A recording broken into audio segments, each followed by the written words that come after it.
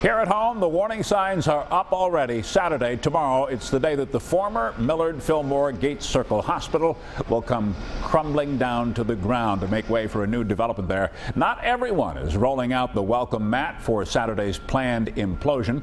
Road closures in the area will begin as early as 3 a.m. That's 3 a.m. tomorrow morning. Later on tonight, here's a map of what's happening. Here's the Gates Circle right here. And everything for about 1 block in every direction, north, south, east, and west, will be closed down starting about 3 a.m. Southbound traffic on Delaware Avenue will be detoured to Delavan, going east to Main Street or west to Elmwood Avenue. Balcom Street will be converted from a one-way street west of Main into a two-way street from Main to Linwood Avenue. 7 Eyewitness News reporter Ed Riley is live tonight, just a few steps away from the implosion site with the very latest. Ed?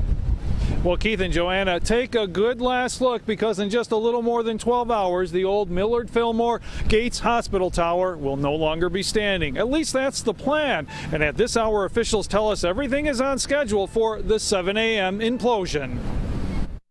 And I think it'll be cool to see. I've never seen anything like that up close. With the final countdown to implosion now underway, today was a chance to reminisce. Paul Rush came from North Tonawanda to think about how he had surgery here, and John Connolly felt it was important to get one last look at the 100-year-old landmark. I understand nostalgia and memories and holding on to the past, but it just, it had to be done, and it's going to be beautiful. Before the old hospital is brought down with hundreds of pounds of explosives, people living nearby will hear warning sirens and horns at 4 separate times starting at 6:30 a.m.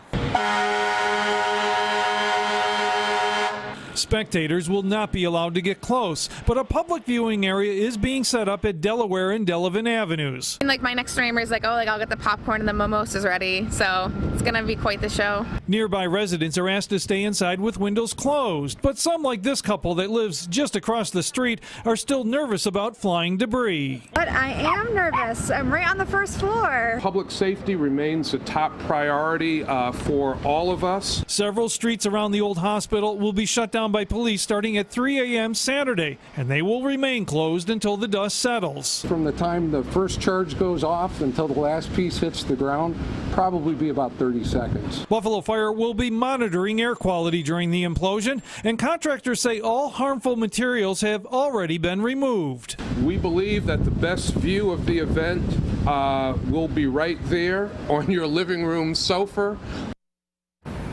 You'll be able to watch the implosion live on our website, WKBW.com, and we've posted all sorts of information about street closures on there as well. But there are some people in this neighborhood who worry that as that hospital comes down, it's also going to bring down the neighborhood. More on that part of the story coming up at 6 p.m. Live in Buffalo, Ed Riley, 7 Eyewitness News. All right, should be quite a show. Thanks, Ed. Funeral service